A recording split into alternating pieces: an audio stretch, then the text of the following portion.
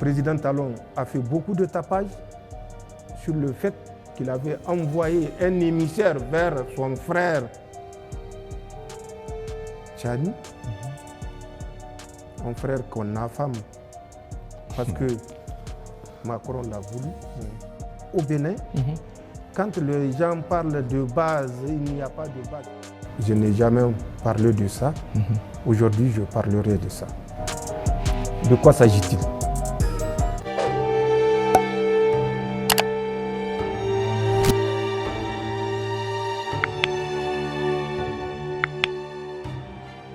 Salut à tous.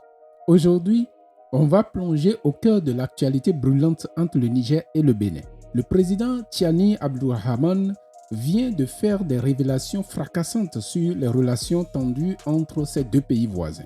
Et croyez-moi, ce qu'il a dit pourrait bien changer la donne. Que s'est-il passé pour que le président Tchani prenne la parole de manière aussi directe? Quels sont les dessous de cette déclaration? Restez avec nous pour le découvrir. Ce qui s'est passé avec le Bénin, je ferai peut-être l'économie de m'étendre, mais il est de mon devoir de dire aux Nigériens ce qui s'est passé avec le Bénin et peut-être la lueur d'espoir également dans le cadre toujours de nos relations avec le Bénin. Je dis bien peut-être. D'accord.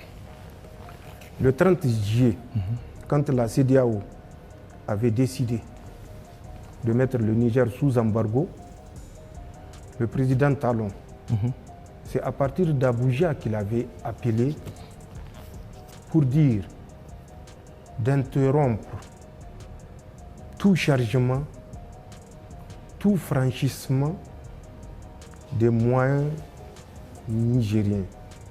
Quand je dis moyens, je veux dire moyens automobiles qui chargeaient au port de Cotonou ou qui ont chargé de l'intérieur du Niger et qui sont sur le pont de Malanville, poste frontalier. D'ailleurs, l'unique que nous avons avec le Bénin. C'est à partir de Abuja au Nigeria qu'il avait pris cette décision. Parce qu'il fallait punir les Nigériens qui ont osé prendre leur destin en main. Tout à fait normal, en tant que président du Bénin, qu'il donne des ordres. Même si nous pensons qu'il y avait une autre façon de faire qui consistait à laisser transiter ce qui est chargé au port de Cotonou. Mais c'est une décision souveraine prise par un responsable d'un État souverain. Nous avons vécu cet embargo total du côté de notre poste frontalier avec le Bénin. Le pipeline, entre-temps, les travaux n'ont pas été impactés par l'embargo. Jusqu'à la fin de l'exécution des travaux du pipeline, aucune contrainte parce que le président Talon s'était déplacé en Chine pour donner cette garantie aux autorités chinoises qu'il ne fera entrave en aucune manière et il va respecter les accords entre la République du Niger et la République du Bénin, qui disait qu'en aucun cas les travaux du pipeline ou l'exploitation du pipeline ne peut être entravée par l'une ou l'autre des parties. Les travaux se sont poursuivis donc malgré l'embargo. Le premier bateau a été chargé. Le deuxième bateau était arrivé. Le président Talon s'est rappelé tout d'un coup que le Niger, entre-temps, la CEDEAO ayant levé l'embargo, le Niger a refusé d'ouvrir sa frontière. La frontière, oui. Quand ils ont fermé la frontière, nous avons acté. Nous ne sommes pas intervenus pour dire que le président Talon a mal agi. Quand il va de notre sécurité, sachant ce que nous savions et que nous savons toujours, de ce qui s'est tramé au Bénin, à travers justement les agents de la DGSE française au Bénin, quand les gens parlent de base, il n'y a pas de base. Mais une action de déstabilisation subversive ne se mène pas avec des troupes conventionnelles. Sinon, ça ne serait pas une action subversive. La subversion, les gars n'ont qu'à consulter le dictionnaire. Que veut dire, en termes littéraires, la subversion? Sans parler du domaine des spécialistes. Que veut dire la subversion?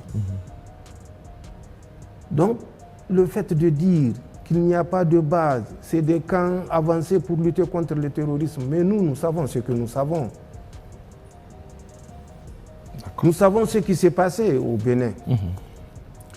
Au Bénin, automatiquement, je vous ai dit, après la décision de la CEDEAO, le président Talon a pris la mesure et la responsabilité sur lui d'appliquer à la lettre les mesures de la CEDEAO. C'est un État souverain, je l'ai dit. Il est libre de faire ce qu'il veut. Mais qu'on nous laisse également cette liberté de protéger notre pays. Nous savons déjà le 25 du mois d'août 2023, la France avait loué 3 hélicoptères Super Puma auprès d'une société qui s'appelle Elenka, d'une nationalité que je tairai. Ces Super Puma étaient déjà sur le tarmac de Kandi. Le 26, déjà, ils étaient à Kandi. C'est ça. Pour donner la correction au Niger qui a osé dire trop, c'est trop. En plus de cela, des éléments de subversion, comme ils l'ont prédit, étaient positionnés à l'aéroport international de Tourou. C'est même un aéroport international que les Français ont réhabilité expressément. Oui, toujours au Bénin? Au Bénin, à Tourou. D'accord. Tourou est à 7 km à l'ouest de Parakou.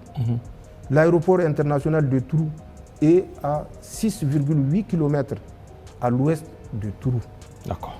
Cet aéroport a été réactivé, rénové. Les Français avaient débarqué des agents avec du matériel à travers des vols cargo qui ont atterri. Le premier vol à 2h du matin, le deuxième à 3h du matin, pour débarquer du matériel. Parce qu'il fallait le gré, le compte au Niger. Nous savons que des agents des renseignements en tenue civile étaient à l'hôtel GB de Kandi le 25, le 26 du mois de septembre 2023. Ils étaient en tenue civile en reconnaissance. Il fallait reconnaître l'aérodrome de Porga, qui fait 2 km 100, à la lisière de la frontière, toujours dans le parc W, à la lisière de la frontière Bénin-Burkina Faso, 2 km à l'intérieur du W côté Bénin, 2 km donc de la frontière burkinabé. Cet aéroport de Porga est entre les mains des Français. D'accord. Officiellement chargé de préserver le parc. Mais vous vous rappelez de cet officier des eaux et forêts du Bénin qui avait élevé la voix contre les agissements qui s'est passé dans ce parc à travers la réalisation de cette piste. Et vous savez le sort qui lui a été réservé. Donc nous savons, c'est une évidence que cet aéroport dont nous avons les coordonnées que je pouvais dire exactement. Ensuite, ces mêmes agents de renseignement français étaient dans un village qu'on appelle Alpha Kouara, où il y a une piste, mais de moindre ampleur également. Nous avons les coordonnées de cet aérodrome où les Français étaient partis en reconnaissance, toujours accompagnés des agents subversifs français. Nous savons que l'école normale de Kandi, qui a été abandonnée, une école normale abandonnée qui est à la sortie nord de Kandi, est occupée par ces agents subversifs français où ils avaient évolué avec 10 Toyota Hilux, une matriculation civile, notamment de l'administration béninoise. La sécurité de ces gens était assurée par la police républicaine du Bénin.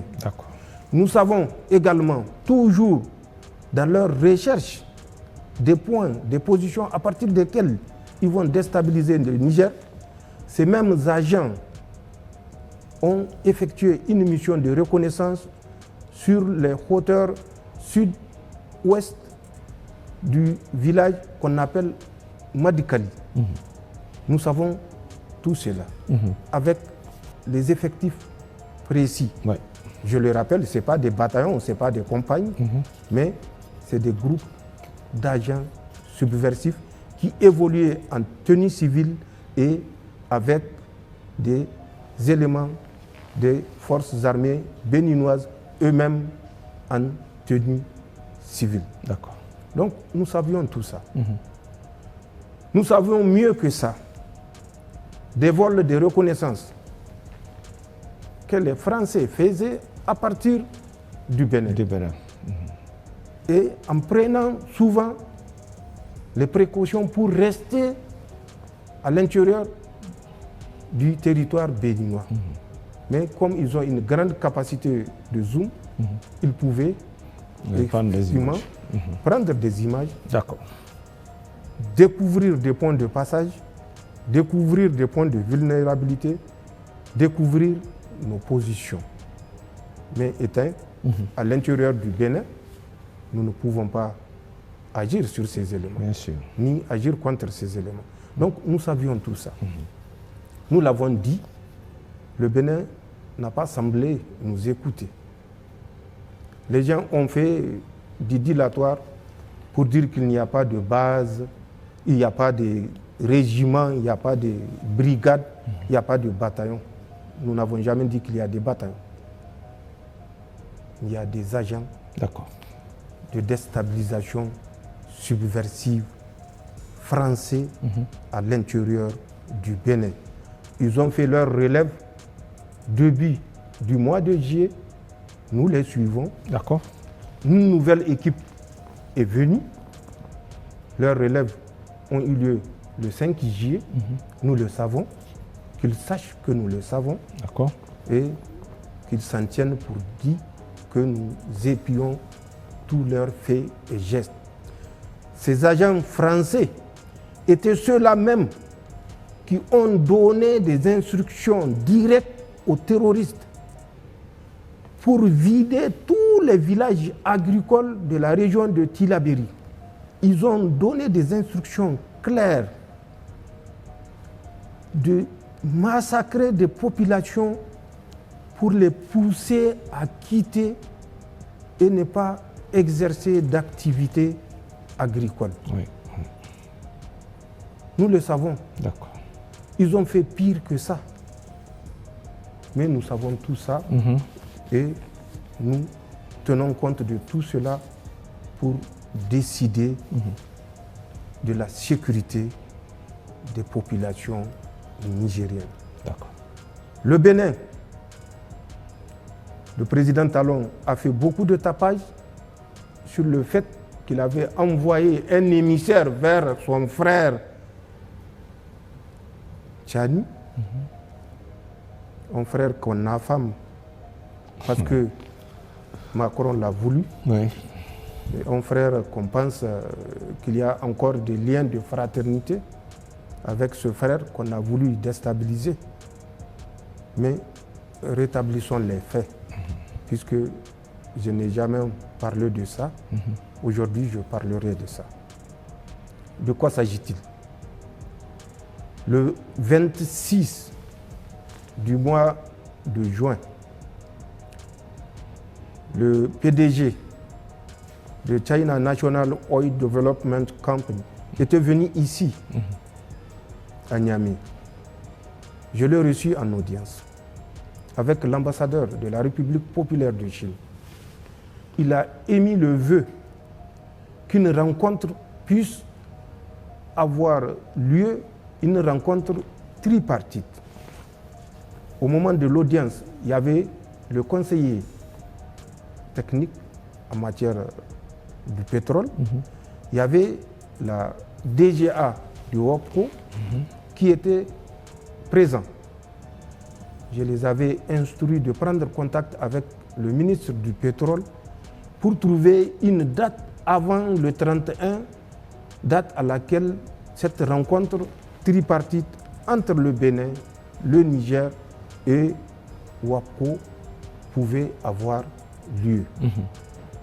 C'est ce qui a été fait. Déjà, les échanges sont partis le 26, je crois, du mois de juin. Le ministre de l'eau et de l'énergie du Bénin était venu dans le cadre de cette rencontre tripartite. Il se trouvait qu'au moment où il était venu au Niger, le Premier ministre était en déplacement. Le ministre de la Défense qui assurait son intérim Oui. était en déplacement. Malheureusement, la deuxième personnalité dans l'ordre protocolaire qui devait assurer l'intérim était le ministre d'État, ministre de l'Intérieur. Oui. Il était couché. Couché, ouais. La troisième, c'était le ministre de la Santé, qui a reçu le ministre béninois à l'issue de la rencontre qui avait duré 2 jours, 48 heures. Donc les images ont circulé, ont été passées à la télé nationale, où il se disait satisfait de la mission qu'il avait effectuée dans le cadre de cette rencontre tripartite. Tout d'un coup, il a pensé qu'il est porteur d'un message du président Talon vers le président Tchani. Et il a souhaité me rencontrer. Les messages officiels font l'objet d'un traitement spécifique à travers le ministère des Affaires étrangères. D'accord. Il aurait fallu qu'il le dise avant de quitter le Bénin. Après la rencontre tripartite, il souhaiterait transmettre au président du Conseil national pour la sauvegarde de la patrie un message de son frère, le président Talon. Le ministère des Affaires étrangères lui aurait répondu en fonction de mon calendrier. Voilà ce qui s'est passé. D'accord. Et voilà la vérité, les faits, et ça a donné lieu à une polémique internationale. Puisque je crois que le président Talon était à l'époque au Brésil, quand il a fait un tweet pour dire que le méchant président de la transition du Niger a refusé de prendre la main fraternelle qui lui avait été tendue à travers un porteur de messages. Voilà ce qui s'est passé. D'accord. Et ce sont des faits. Ce n'est pas un tissu, c'est des faits et les faits sont vérifiables. Donc, tous ces agissements ont conduit les deux parties à être chacune sur ses gardes. Bien sûr. Nous avons la responsabilité de la sécurité de notre pays. Nous avons la responsabilité de la sécurité des citoyens nigériens. Nous prendrons les mesures nécessaires pour ne pas répondre devant Dieu d'avoir trahi la confiance des Nigériens. Le jour où nous saurons qu'il n'y a aucune menace du côté du Bénin, nous prendrons les mesures appropriées. Et nous espérons, à travers des démarches déjà qui sont initiées de part et d'autre, particulièrement, je profite pour remercier le président Soglo et le président Yahi Boni qui ont fait le déplacement malgré le poids de l'âge pour venir vers nous et nous demander de renouer le fil du dialogue. Dans la même lancée, nous avons envoyé une mission qui est partie, conduite par le ministre d'État, ministre de l'Intérieur, et qui a échangé et au retour qui nous a fait le point de cette mission.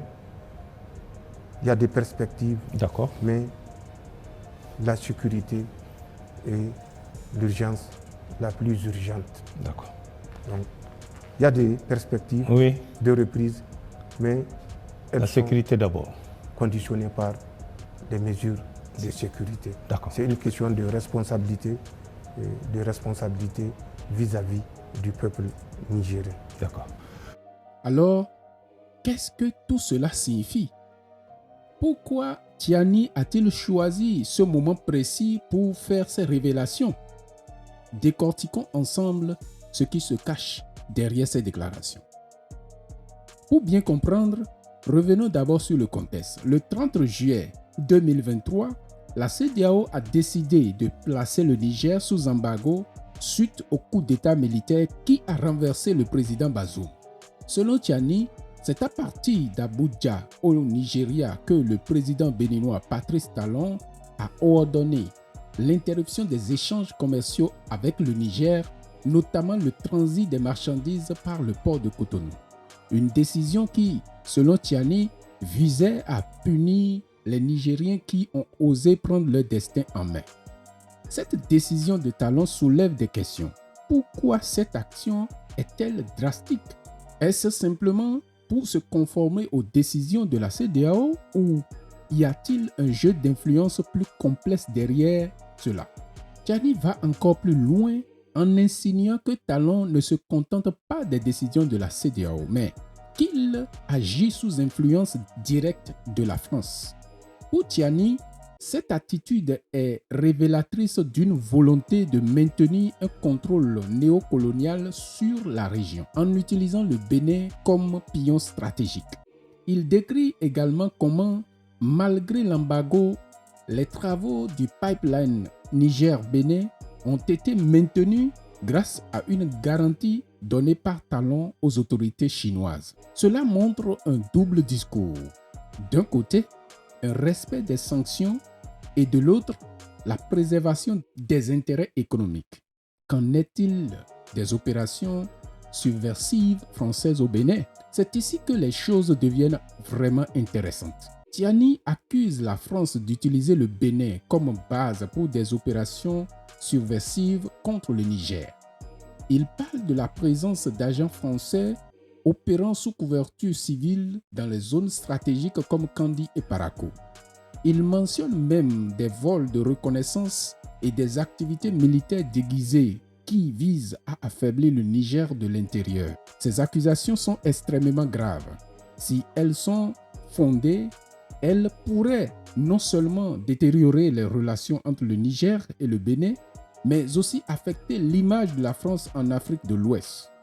Mais qu'est-ce que Tiani gagne à faire ces révélations maintenant? Peut-être cherche-t-il à se légitimer aux yeux de son peuple en montrant qu'il est prêt à dénoncer les ingérences étrangères, ou peut-être veut-il simplement mettre la pression sur le Bénin? Venons à présent aux relations diplomatiques sous tension. Les relations diplomatiques entre le Bénin et le Niger sont clairement sous tension. Tiani accuse Talon de manipuler les faits, notamment en ce qui concerne un prétendu message fraternel que Talon aurait voulu lui transmettre via un émissaire.